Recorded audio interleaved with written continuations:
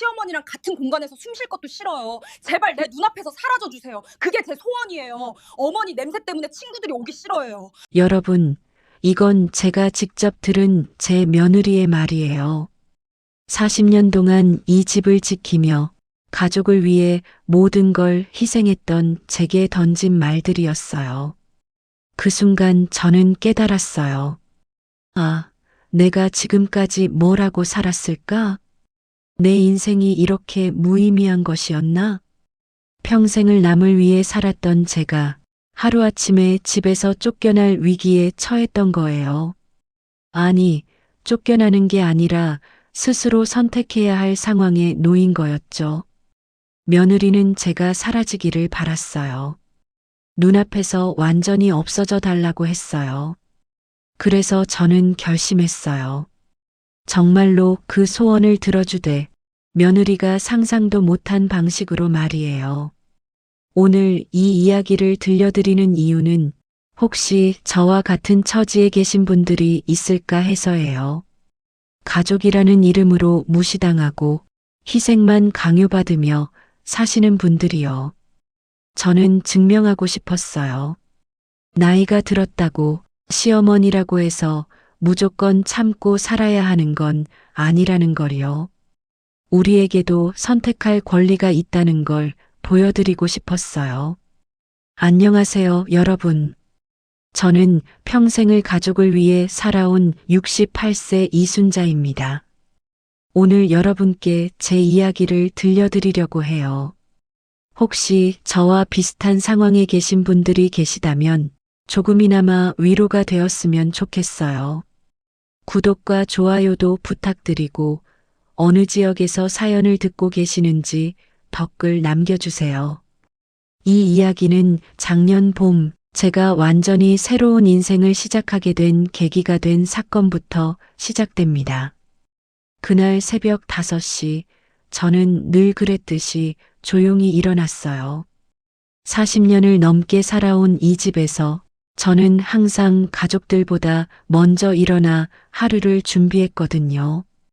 부엌에서 쌀을 씻으며 찬물에 손이 시려웠지만 가족들이 따뜻한 밥을 먹는 모습을 떠올리면 마음이 따뜻해졌어요.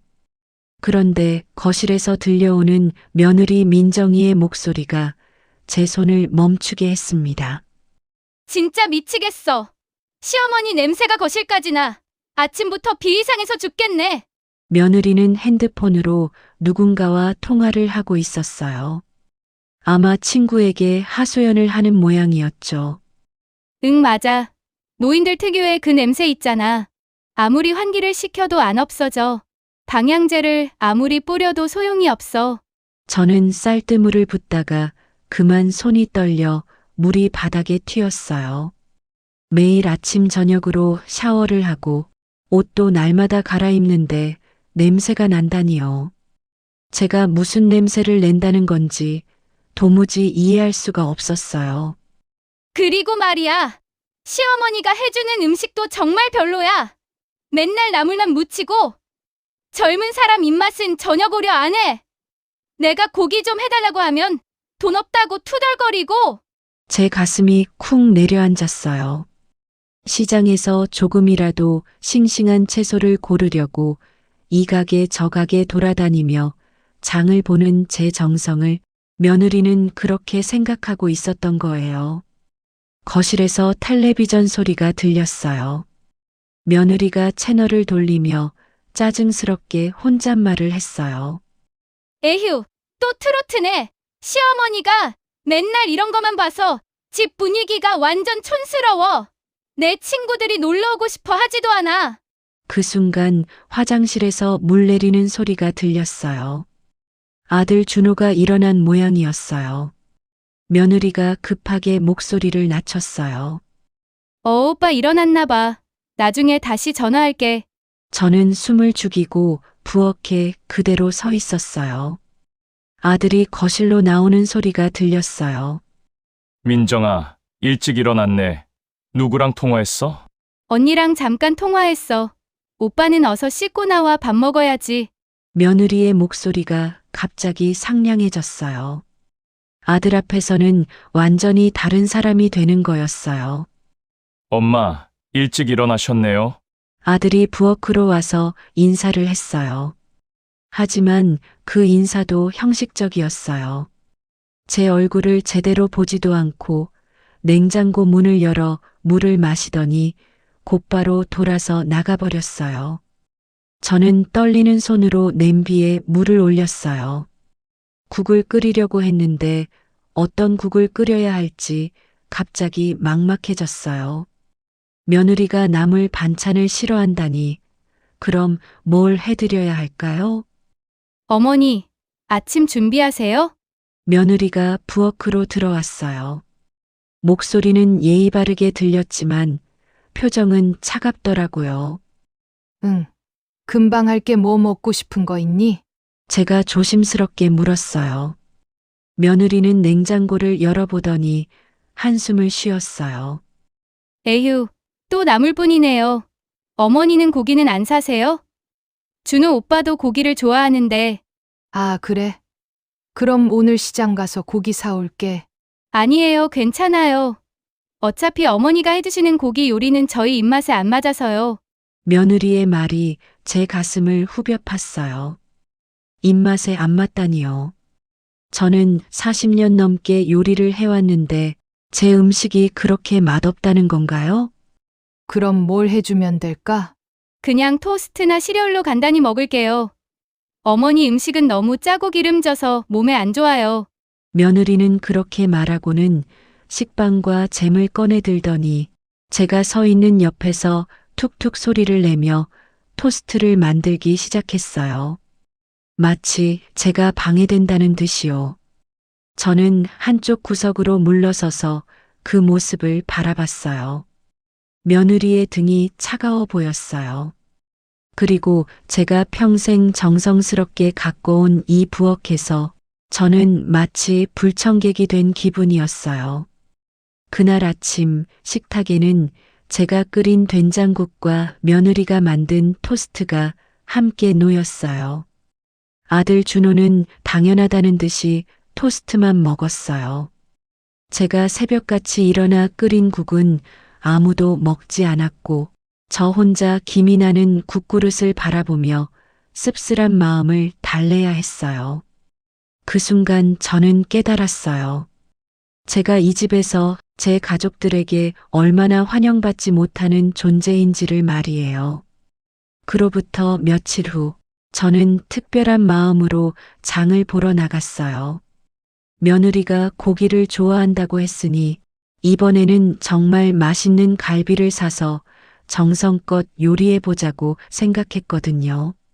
시장에서 가장 좋은 한우 갈비를 골라 샀어요. 비싸긴 했지만 가족들이 맛있게 먹는 모습을 상상하니 기분이 좋아졌어요. 집에 돌아와서 갈비를 손질하면서 저는 마치 새색시 시절로 돌아간 것 같았어요.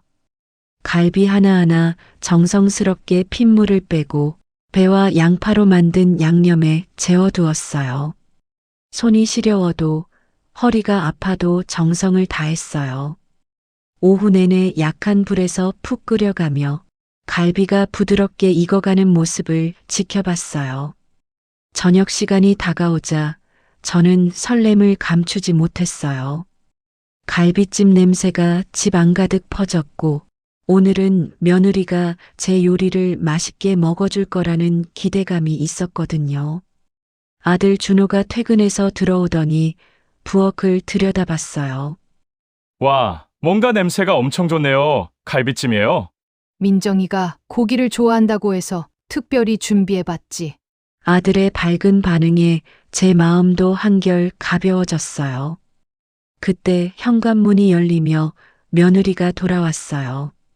민정아, 어서와. 엄마가 특별히 갈비찜을 해주셨어. 아들이 며느리에게 알려줬지만 며느리의 대답은 시큰둥했어요. 피곤해서 그런 거라고 생각했어요. 저는 정성스럽게 차린 상을 식탁에 놓았어요. 윤기가 자르르 흐르는 갈비찜, 아삭한 깍두기, 부드러운 계란찜까지 정말 정성이 가득 담긴 상차림이었어요. 며느리가 식탁에 앉더니 갈비찜을 한 젓가락 집어서 입에 넣었어요. 저는 가슴이 두근거리며 그 모습을 지켜봤어요. 그런데 며느리의 표정이 이상했어요. 무언가 씹기 힘들어하는 것 같았거든요. 며느리는 한참을 씹더니 억지로 삼키는 것 같았어요. 그러고는 물을 벌컥 마시더니 인상을 찌푸렸어요. 어머니, 이거 너무 달아요. 그리고 고기가 너무 질겨서 씹기가 힘들어요. 저는 당황했어요. 분명 단맛도 적당히 했고 고기도 충분히 익혔다고 생각했는데요. 이 갈비 어디서 사신 거예요? 색깔도 이상하고 냄새도 좀 역해요. 요즘은 가짜 한우도 많은데 어머니께서 잘 모르시니까 속으신 것 같아요. 며느리의 말 한마디 한마디가 제 가슴에 못을 박는 것 같았어요. 저는 40년 넘게 장을 보고 요리를 해왔는데 가짜 한우를 구별하지 못할 만큼 무능하다는 말이었거든요. 며느리는 계속해서 저의 정성을 깎아내렸어요. 깍두기는 너무 짜고 계란찜은 비린내가 난다고 했어요. 심지어 밥까지도 너무 되거나 너무 질다고 트집을 잡았어요. 아들 준호는 옆에서 갈비를 먹으며 아무 말도 하지 않았어요. 심지어 맛있다는 말 한마디도 없이 그냥 조용히 먹기만 했어요. 제가 하루 종일 정성을 다해 준비한 음식이 이렇게 무시당하는데도 아들은 며느리를 말리지도 않았어요. 그때 며느리가 결정타를 날렸어요. 어머니, 솔직히 말씀드릴게요. 어머니 요리는 정말 시대에 뒤떨어져요. 요즘 사람들 입맛하고 너무 달라서 저희는 먹기 힘들어요. 며느리는 갈비찜 그릇을 밀어내며 말했어요. 그리고는 냉장고에서 요구르트를 꺼내 먹기 시작했어요. 마치 제 음식은 먹을 가치도 없다는 듯이요. 저는 그 순간 눈앞이 캄캄해졌어요. 새벽부터 일어나서 장을 보고 온종일 정성을 다해 만든 음식이 한순간에 쓰레기 취급을 당하는 기분이었어요. 제 마음도, 제 노력도, 제 정성도 모두 쓰레기가 된 것 같았어요. 아들은 끝까지 아무 말도 하지 않았어요. 심지어 며느리의 편을 들기라도 하는 듯 조용히 자리에서 일어나 방으로 들어가 버렸어요. 저는 혼자 식탁에 남아 식어가는 갈비찜을 바라봤어요. 정성이 담긴 음식들이 아무도 거들떠보지 않은 채 차갑게 식어가고 있었어요. 그 모습이 마치 지금의 제 처지 같았어요. 그날 밤 저는 남은 갈비찜을 혼자 먹으며 눈물을 흘렸어요. 짜기만 한 그 맛이 지금의 제 마음과 똑같았거든요. 그로부터 일주일 정도가 지났어요. 저는 며느리의 말이 계속 머릿속을 맴돌았어요. 제 요리가 정말 그렇게 맛없는 걸까? 제가 정말 시대에 뒤떨어진 사람일까 하는 생각들이요. 그래서 요리를 할 때마다 더욱 조심스러워졌어요. 간을 몇 번이고 봐가며 혹시 짜거나 싱겁지는 않을까 걱정했거든요. 그런 어느 날 저녁이었어요. 저는 평소보다 일찍 잠자리에 들었어요. 요즘 마음이 무거워서 잠이 잘 안 와서 일찍 누워서 책이라도 읽으려고 했거든요. 그런데 거실에서 들려오는 소리 때문에 잠들 수가 없었어요. 며느리 민정이가 또 누군가와 통화를 하고 있었어요. 목소리가 평소보다 커서 안방까지 들려왔거든요. 언니, 진짜 미치겠어. 시어머니 때문에 스트레스로 죽을 것 같아. 저는 가슴이 쿵 했어요. 또 제 이야기를 하는 모양이었거든요. 맞아, 그 갈비찜 말이야. 진짜 역겨워서 못 먹겠더라. 고기도 질기고 양념도 이상하고. 근데 하루 종일 정성을 다했다면서 자기 만족에 빠져 있는 거야. 며느리의 목소리에는 조롱하는 기색이 역력했어요. 제가 하루 종일 정성을 다해 만든 음식을 이렇게 비웃음거리로 만들고 있었던 거예요. 그리고 말이야, 요즘 시어머니가 자꾸 눈치를 보는 게 보여. 내가 뭐라고 하니까 기가 죽었나 봐. 그래도 좀 알아들으면 좋겠는데 아직도 꿈도 못 깨고 있어. 저는 이불을 꽉 움켜쥐었어요. 제가 며느리 눈치를 보며 조심스럽게 행동하는 것까지도 이렇게 우습게 여기고 있었던 거예요. 그래, 맞아. 시어머니들은 다 그래. 자기가 집의 어른이라고 생각하는데 요즘 세상이 어떤 세상인데 아직도 그 생각을 하고 있어. 며느리가 킬킬 웃는 소리가 들렸어요. 그 웃음소리가 제 가슴을 후벼 팠어요. 그리고 있잖아. 시어머니가 맨날 청소하고 빨래하고 하는 것도 은근히 스트레스야. 자기가 집안일을 다 해준다고 생각하는 것 같은데 솔직히 시어머니 방식대로 하면 깨끗하지도 않아. 저는 숨이 막혔어요. 제가 매일 정성스럽게 하는 집안일까지도 며느리에게는 스트레스였던 거예요. 그때 며느리가 더욱 충격적인 말을 했어요. 언니, 솔직히 말하면 시어머니랑 한 집에 사는 게 정말 싫어. 같은 공간에서 숨 쉬는 것도 끔찍해. 냄새도 나고 맨날 구닥다리 소리만 하고 제 심장이 쿵쾅거리기 시작했어요. 같은 공간에서 숨 쉬는 것도 끔찍하다니요. 맞아. 요즘 친구들이 집에 놀러 오기도 싫어해. 시어머니 있으면 분위기도 어색하고 자유롭게 얘기도 못하잖아. 정말 눈치 보이는 거야. 며느리의 목소리가 점점 더 격해졌어요. 진짜로 말이야. 시어머니가 그냥 눈앞에서 사라져줬으면 좋겠어.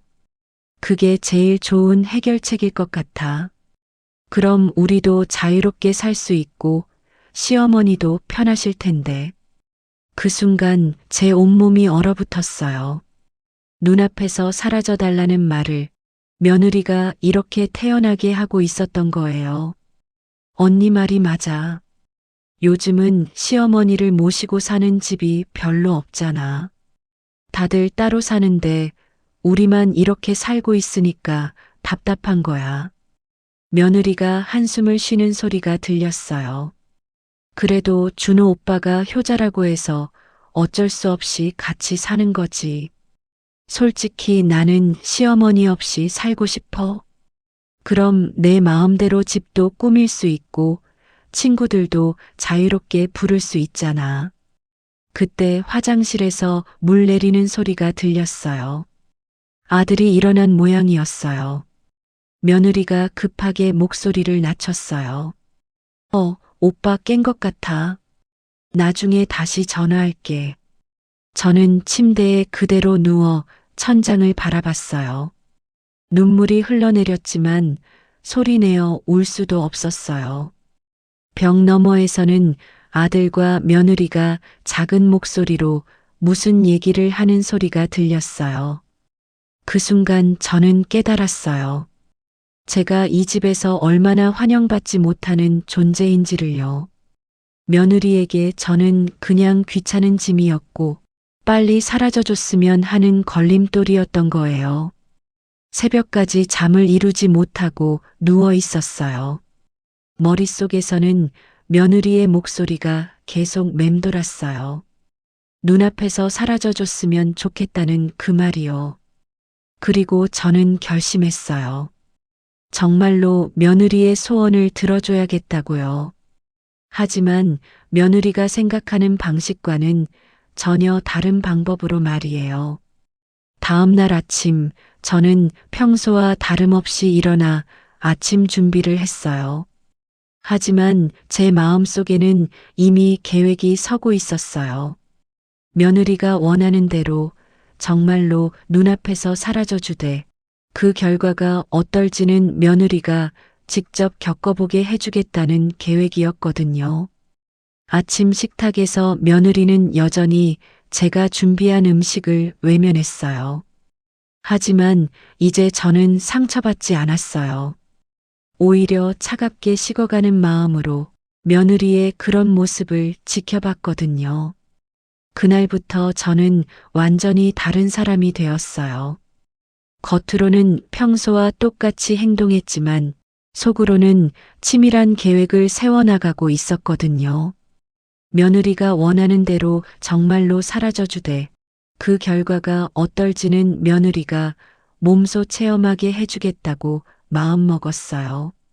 먼저 저는 동네에서 가장 신뢰할 만한 부동산에 조용히 문의를 했어요. 김 사장은 저를 오래전부터 알고 지낸 분이었거든요. 김 사장님, 혹시 제 집 시세가 어느 정도 될까요? 아이고, 이 여사님. 갑자기 집 시세는 왜요? 이사라도 가실 건가요? 김 사장이 의외라는 표정으로 물었어요. 아직 확실한 건 아니고요. 그냥 한번 알아보고 싶어서요.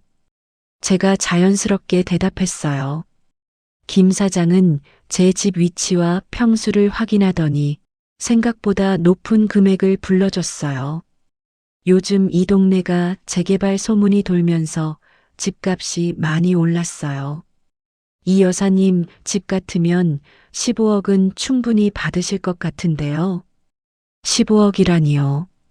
남편과 함께 20년 전에 7억에 산 집이 이렇게 올랐다는 게 믿어지지 않았어요.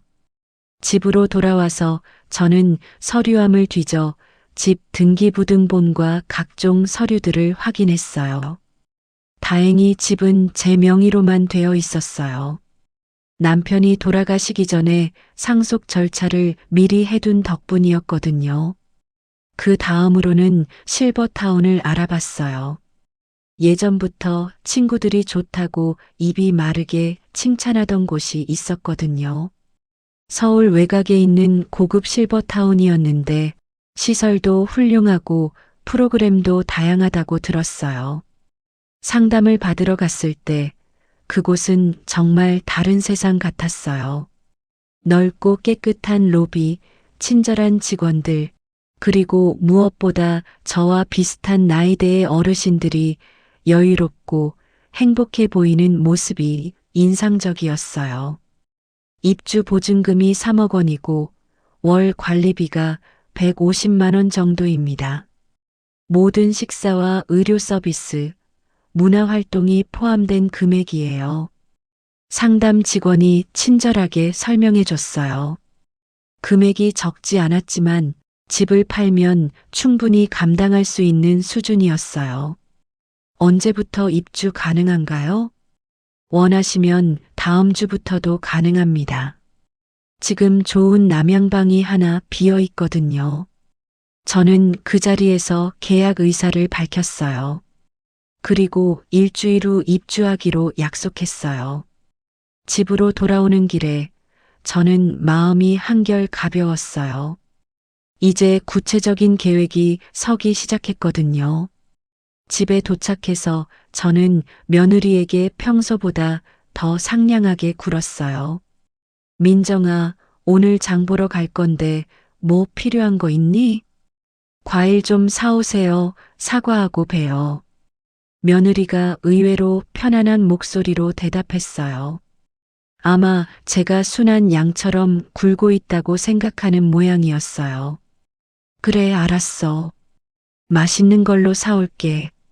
저는 웃으며 대답했어요. 하지만 속으로는 전혀 다른 생각을 하고 있었거든요. 이게 마지막이 될 텐데 실컷 드시라고. 며칠 동안 저는 평소보다 더 친절하게 굴었어요. 며느리가 좋아할 만한 음식도 해주고 집안 청소도 더 깔끔하게 했어요. 며느리는 제가 자신의 말을 듣고 달라졌다고 생각하는 듯 했어요. 아들 준호에게도 마찬가지였어요. 좋아하는 찌개도 끓여주고 셔츠도 정성스럽게 다려줬어요. 마지막이니까, 정말 마지막이니까 최선을 다해주고 싶었거든요. 한편으로는 짐 정리도 시작했어요. 40년 동안 모아온 물건들을 하나씩 정리하는 건 쉬운 일이 아니었어요. 추억이 담긴 물건들을 볼 때마다 마음이 아팠지만 이제는 새로운 시작을 해야 한다고 스스로를 달랬어요. 남편의 유품들은 따로 박스에 담았어요. 실버타운에 가져가서 소중히 간직할 생각이었거든요. 아들이 어릴 때 입던 옷들, 가족 사진들은 아들 방에 조용히 놓아뒀어요. 저는 가져가지 않을 생각이었거든요. 가장 어려운 건 며느리와 아들에게 들킬까봐 조심하는 일이었어요. 짐 정리를 할 때도 문을 잠그고 했고, 부동산과 통화할 때도 밖으로 나가서 했어요. 일주일이 지나고 드디어 실행할 날이 다가왔어요. 부동산에서는 매수자를 찾았다고 연락이 왔어요. 현금 일시불로 거래하고 싶어 하는 투자자였는데 제가 원하는 조건을 모두 받아들였거든요. 이 여사님, 정말 확실하시죠? 한번 계약하면 되돌릴 수 없어요. 김 사장이 마지막으로 확인했어요. 네, 확실해요. 내일 계약 진행해 주세요. 저는 단호하게 대답했어요. 이제 정말 돌아갈 수 없는 강을 건너는 기분이었어요. 그날 저녁 저는 며느리와 아들을 위해 마지막 저녁을 준비했어요. 둘이 좋아하는 음식들로 푸짐하게 차렸어요. 갈비찜, 생선구이, 각종 나물과 김치까지. 어머니, 오늘 음식이 정말 많네요. 무슨 특별한 날인가요? 아들이 의아하다는 표정으로 물었어요. 그냥 너희들 좋아하는 음식 해주고 싶어서. 많이 먹어. 저는 웃으며 대답했어요. 하지만 속으로는 이게 마지막이니까 실컷 먹어두라고 생각하고 있었거든요. 며느리도 평소보다 기분이 좋아 보였어요. 제가 말을 잘 듣는다고 생각해서 그런 것 같았어요.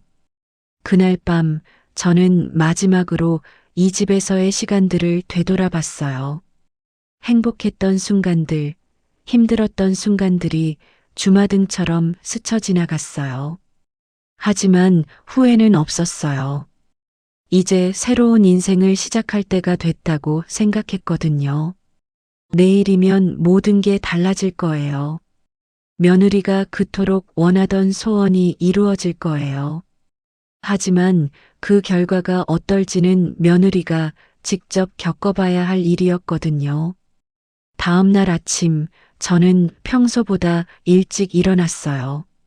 마지막 아침을 정성스럽게 준비하고 싶었거든요. 된장국에 계란말이, 김치와 나물 반찬까지 정갈하게 차렸어요. 며느리와 아들이 일어나기 전에 모든 준비를 마쳤어요. 어머니, 일찍 일어나셨네요. 아들 준호가 세수를 하고 나와서 인사를 했어요. 응, 너 출근 전에 든든하게 먹이고 싶어서. 저는 평온한 미소를 지으며 대답했어요. 아들은 제 표정에서 특별한 걸 눈치채지 못하는 것 같았어요. 며느리도 곧 일어나서 식탁에 앉았어요. 오늘은 평소와 달리 제가 준비한 음식을 먹더군요. 어머니, 된장국 맛있어요. 며느리가 의외의 칭찬을 했어요. 아마도 제가 순해졌다고 생각해서 기분이 좋은 모양이었어요. 많이 먹어. 오늘 하루 힘낼 수 있게. 저는 따뜻하게 말했어요. 하지만 속으로는 이게 마지막이니까 기억해두라고 생각하고 있었거든요. 아들과 며느리가 출근한 후 저는 곧바로 행동에 들어갔어요.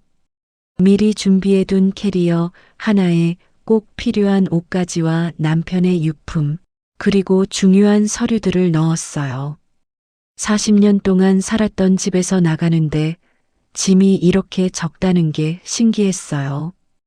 오전 10시에 김 사장이 매수자와 함께 집에 왔어요. 매수자는 중년 남성이었는데 투자 목적으로 집을 산다고 했어요. 이 여사님, 정말 확실하시죠? 계약서에 서명하시면 되돌릴 수 없어요. 김 사장이 마지막으로 한 번 더 확인했어요. 네, 확실해요. 저는 떨리는 손으로 계약서에 서명했어요. 그 순간 이 집은 더 이상 제 집이 아니게 되었어요. 15억 원이라는 큰 돈이 제 계좌로 입금되었지만 그보다는 이제 정말 새로운 인생을 시작한다는 실감이 들었어요. 열쇠는 어떻게 할까요? 매수자가 물었어요. 오늘 저녁에 가족들에게 알리고 내일부터 비워드릴게요. 그때 열쇠를 드릴게요. 저는 차분하게 대답했어요. 물론 거짓말이었지만요. 계약이 끝나고 김 사장과 매수자가 떠난 후 저는 실버타운으로 향했어요. 미리 예약해둔 입주 수속을 밟기 위해서였거든요. 실버타운의 상담실에서 최종 계약을 마쳤어요. 보증금 3억 원을 입금하고 제 방 열쇠를 받았어요. 남향으로 된 깨끗한 방이었는데 창밖으로는 잘 가꿔진 정원이 보였어요. 어르신, 언제부터 입주하실 건가요? 직원이 물었어요. 오늘부터 가능한가요? 물론입니다. 짐은 언제 가져오실 건가요? 지금 가진 게 전부예요. 저는 캐리어 하나를 가리키며 말했어요. 직원이 의외라는 표정을 지었지만 더 이상 묻지는 않았어요. 방에 짐을 풀고 나니 정말 다른 세상에 온 것 같았어요. 조용하고 평화로운 분위기, 깨끗한 공기, 그리고 무엇보다 아무도 저를 귀찮아하거나 무시하지 않는다는 안도감이 밀려왔어요. 점심시간이 되어 식당에 내려가니 제 또래의 어르신들이 여유롭게 식사를 하고 계셨어요. 음식도 정갈하고 맛있었어요. 오랜만에 누군가의 눈치를 보지 않고 편안하게 식사를 할 수 있었거든요. 새로 오신 분이시죠? 반갑습니다. 옆 테이블에 앉으신 할머니가 친근하게 말을 걸어주셨어요. 네, 오늘 들어왔어요. 여기 정말 좋아요. 프로그램도 다양하고 사람들도 다 좋으시거든요. 할머니의 따뜻한 말에 마음이 편안해졌어요. 이곳에서라면 정말 새로운 인생을 시작할 수 있을 것 같았어요. 오후에는 실버타운 내부 시설들을 둘러봤어요. 도서관, 헬스장, 취미활동실, 의료실까지 모든 게 잘 갖춰져 있었어요. 저녁에는 입주민들을 위한 음악회도 있다고 했어요. 시간이 흘러 저녁 6시가 되었어요. 며느리와 아들이 퇴근할 시간이었어요. 저는 휴대폰을 꺼내 미리 준비해둔 문자를 확인했어요. 민정아, 준호야. 너희가 원하던 대로 해줬다. 나는 이제 너희 눈앞에서 완전히 사라질 거야. 집은 이미 다른 사람에게 팔았고 나는 새로운 곳에서 새로운 인생을 시작한다. 앞으로 서로 연락하지 말자. 너희가 원하던 대로 이제 우리는 완전한 남이다. 저는 잠시 망설였어요. 정말 이 문자를 보내면 돌이킬 수 없다는 걸 알고 있었거든요. 하지만 며느리의 그 말들이 다시 떠올랐어요. 눈앞에서 사라져달라는 그 잔인한 말들이요. 저는 전송 버튼을 눌렀어요. 문자가 발송되었다는 메시지가 뜨자 정말로 이제 되돌릴 수 없다는 실감이 들었어요. 그로부터 30분 후 제 휴대폰이 미친 듯이 울리기 시작했어요. 아들과 며느리에게서 온 전화들이었어요. 하지만 저는 받지 않았어요. 대신 휴대폰 전원을 꺼버렸어요. 실버타운 로비에 앉아 창밖을 바라보니 석양이 아름답게 지고 있었어요. 오늘로써 제 예전 인생은 완전히 끝났어요. 내일부터는 정말로 새로운 시작이었거든요. 그 순간 저는 후회하지 않았어요. 오히려 마음이 시원했어요. 며느리가 그토록 원하던 소원을 들어줬으니까요. 이제 며느리는 제 눈치를 보지 않고 마음껏 살 수 있을 거예요. 물론 그 결과가 어떨지는 며느리가 직접 감당해야겠지만요.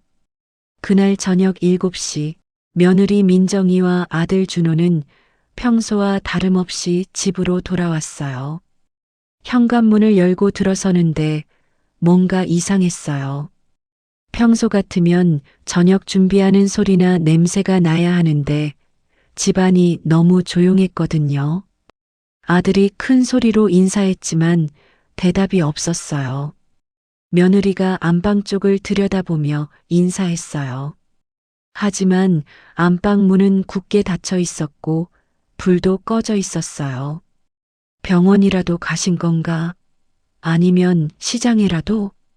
아들이 중얼거렸어요. 하지만 평소 제가 장 보러 갈 때는 미리 알려드렸는데 오늘은 아무 말씀도 안 했거든요. 두 사람은 일단 각자 옷을 갈아입고 거실에서 저를 기다렸어요. 시간이 지나도 저는 나타나지 않았어요. 저녁 8시가 되자 며느리가 짜증을 내기 시작했어요. 어머니 어디 가신 거야? 저녁은 어떻게 하라고? 전화 한번 해볼까? 아들이 제 휴대폰 번호로 전화를 걸었어요. 하지만 전원이 꺼져 있다는 안내 음성만 들렸어요. 전화도 안 받네. 뭐 하시는 거야? 며느리가 불만스러워했어요. 배가 고픈데 저녁 준비가 안 되어 있으니 화가 났던 거예요. 일단 우리끼리라도 뭐 시켜 먹자. 어머니는 이따 오시겠지. 아들이 치킨을 주문했어요. 두 사람은 치킨을 먹으면서도 계속 저를 기다렸어요. 밤 9시가 되자 아들이 걱정하기 시작했어요. 이상하다. 어머니가 이렇게 늦은 적이 없는데 혹시 어디 다치신 건 아닐까? 에휴, 괜찮으실 거야. 어디 친구분이라도 만나신 거겠지. 며느리는 별로 걱정하지 않는 눈치였어요. 오히려 저 없이 편안한 저녁을 보낼 수 있어서 좋아하는 것 같았어요. 밤 10시가 넘어서야 두 사람의 휴대폰에 동시에 문자가 도착했어요. 저에게서 온 문자였거든요. 며느리가 먼저 문자를 확인했어요. 그런데 문자를 읽는 며느리의 표정이 점점 굳어갔어요. 이게 뭐야? 준호야, 어머니가 이상한 문자 보냈어. 며느리가 당황한 목소리로 말했어요. 아들도 급하게 자신의 휴대폰을 확인했어요. 민정아, 준호야. 너희가 원하던 대로 해줬다. 나는 이제 너희 눈앞에서 완전히 사라질 거야. 집은 이미 다른 사람에게 팔았고 나는 새로운 곳에서 새로운 인생을 시작한다. 앞으로 서로 연락하지 말자. 너희가 원하던 대로 이제 우리는 완전한 남이다. 문자를 다 읽고 나자 거실에는 정적이 흘렀어요. 두 사람 모두 말문이 막힌 것 같았어요. 이게 무슨 소리야? 집을 팔았다고? 아들이 먼저 정신을 차리고 소리쳤어요. 말도 안 돼. 어머니가 우리한테 상의도 없이 집을 팔 리가 없어. 며느리도 믿을 수 없다는 표정이었어요. 아들이 급하게 제 휴대폰으로 전화를 걸었어요. 하지만 여전히 전원이 꺼져 있다는 음성만 들렸어요. 안방 좀 봐보자. 두 사람은 서둘러 안방으로 들어갔어요. 그런데 안방이 이상했어요.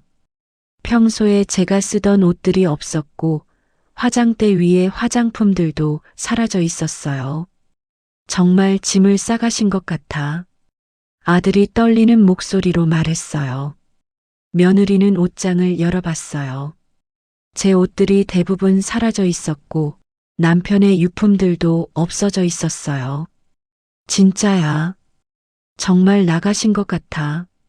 며느리도 이제야 상황의 심각성을 깨달은 것 같았어요. 아들이 집 곳곳을 뒤졌어요.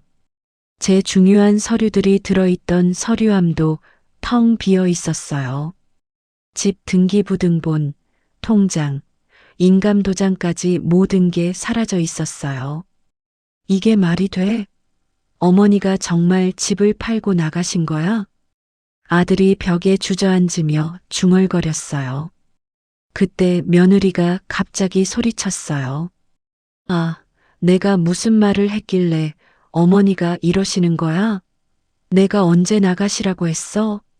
며느리는 자신이 제게 했던 말들을 기억하고 있었어요. 하지만 설마 제가 정말로 그 말을 듣고 이런 극단적인 선택을 할 줄은 몰랐던 거예요. 민정아, 너 어머니한테 무슨 말 했어? 아들이 다그치듯 물었어요. 나는 그냥 좀 따로 살면 좋겠다고 했을 뿐이야. 나가시라고 한 적 없어. 며느리가 변명했지만 목소리에 확신이 없었어요. 자신이 했던 말들이 얼마나 상처가 되었는지 이제야 깨닫기 시작한 거예요. 아들이 급하게 동네 부동산들에 전화를 걸어봤어요. 혹시 제가 정말로 집을 팔았는지 확인해 보려고 했거든요. 세 번째 전화에서 김 사장이 받았어요. 아, 준호야. 어머니 일로 전화한 거지? 어머니가 오늘 집을 파셨어. 현금 일시불로 말이야. 김 사장의 말에 아들의 얼굴이 새파랗게 질렸어요. 김 사장님, 그게 진짜예요? 우리한테는 말도 안 하시고 어머니가 너희들한테는 나중에 알려드리겠다고 하셨어. 나도 좀 이상하다 싶었는데 어머니가 워낙 확신에 차 보이시더라고. 전화를 끊고 나자 아들은 완전히 넋이 나간 상태였어요. 진짜야. 정말 집을 팔고 나가신 거야. 그 순간 며느리가 문자 내용을 다시 읽어봤어요. 너희가 원하던 대로 해줬다는 부분에서 가슴이 철렁했어요. 자신이 평소에 저에 대해 어떻게 말했는지 생각나기 시작했거든요. 준호야, 나 정말 어머니한테 나가시라고 한 적 없어. 그냥 좀 불편하다고만 했을 뿐이야. 며느리가 울먹이며 말했어요. 하지만 이미 늦었어요. 제가 들었던 것은 단순히 불편하다는 말이 아니었거든요. 밤이 깊어가도 두 사람은 잠들 수 없었어요.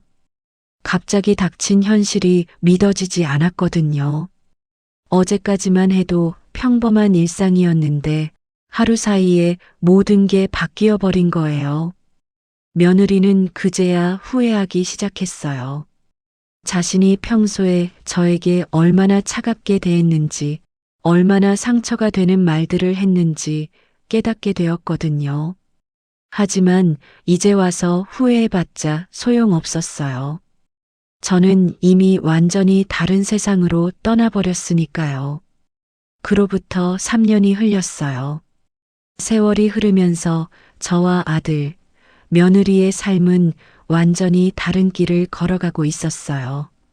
먼저 제 이야기부터 들려드릴게요. 실버타운에서의 삶은 정말 꿈만 같았어요. 매일 아침 7시에 일어나면 창가에 앉아 정원을 바라보며 차 한 잔을 마시는 것으로 하루를 시작했어요. 아무도 제게 눈치를 주지 않았고 제가 하고 싶은 대로 시간을 보낼 수 있었거든요. 실버타운에서는 다양한 프로그램이 있었어요.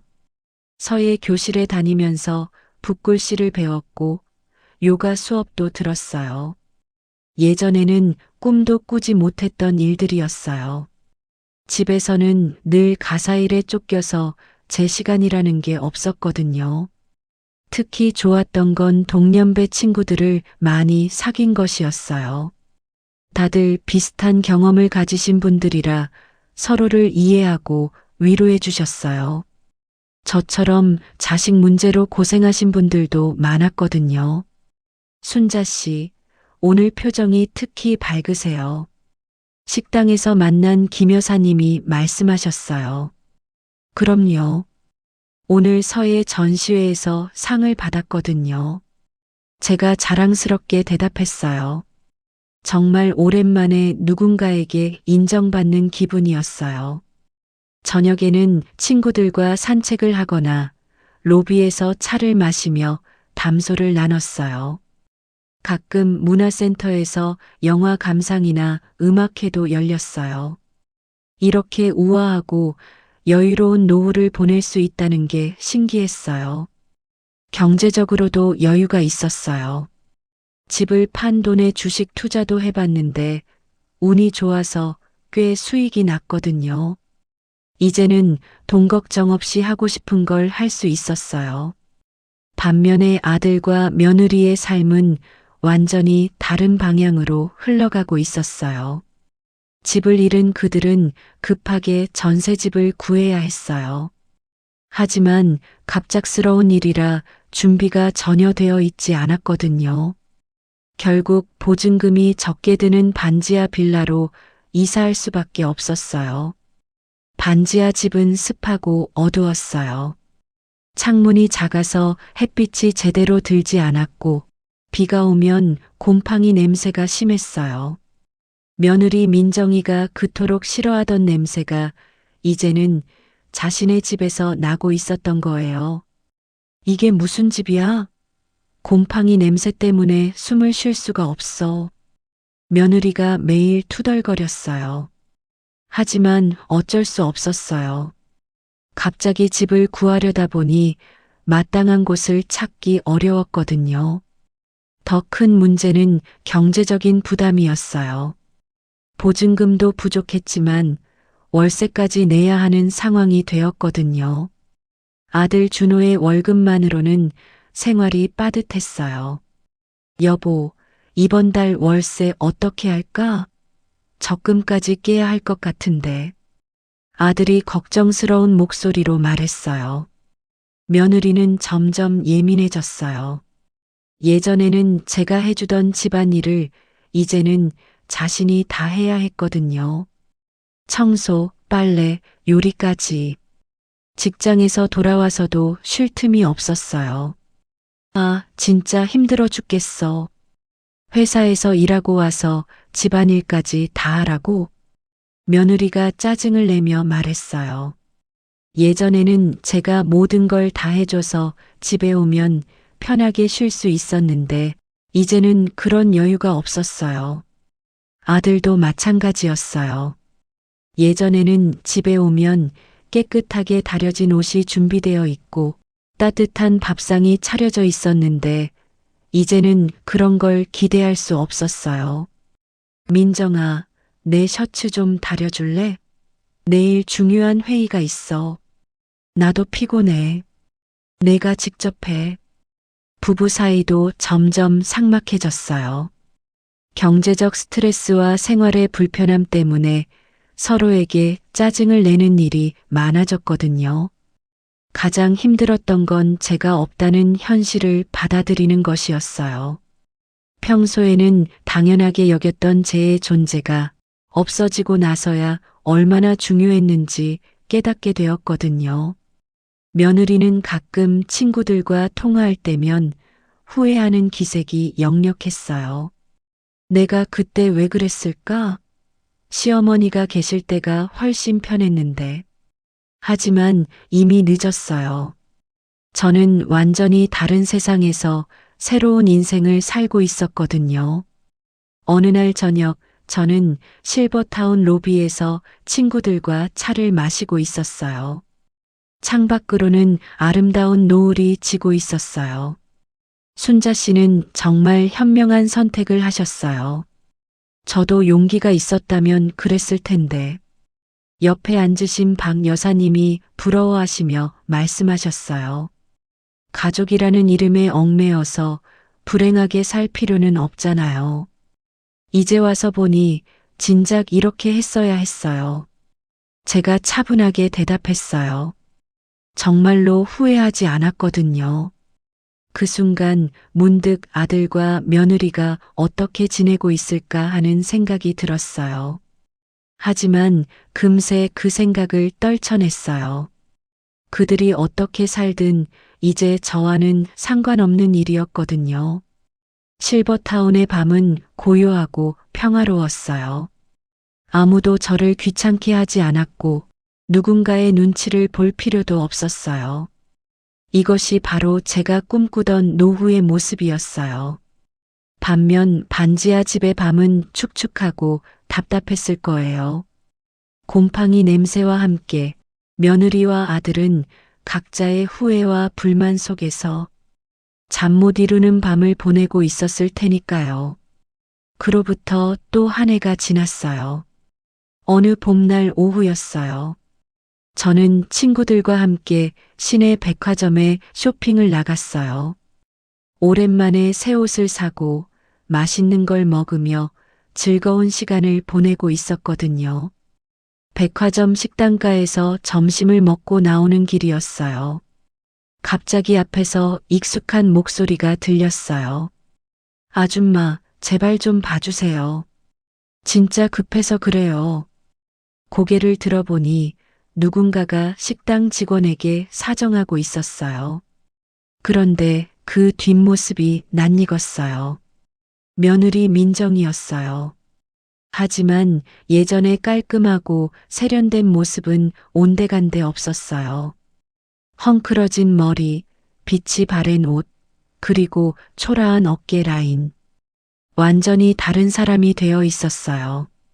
죄송하지만 저희는 파트타임 직원을 뽑지 않습니다. 식당 직원이 단호하게 말했어요. 그럼 설거지라도 하게 해주세요. 진짜 급하거든요.